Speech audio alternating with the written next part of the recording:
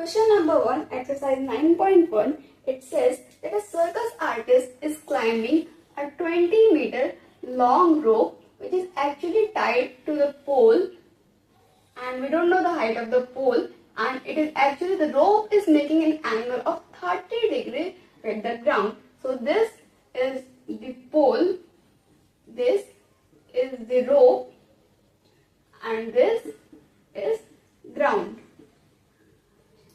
So the rope is actually making an angle of 30 degrees with the pole. So we have to ask the height of the pole. Let's name the triangle A, B and C.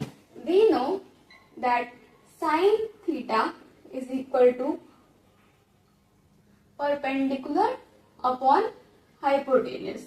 So we can say that sine C is equal to AB upon AC. Making it the other way, we can write sine theta is equal to AB upon AC. Now we can say sine 30 degree is equal to AB upon 20 in meters, which is actually given, that is the height of the rope AC. And now we can say that since theta, here we can write theta is equals to 30 degree because it was already given to us in the question.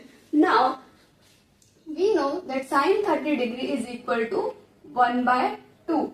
So AB upon 20 is equals to 1 by 2.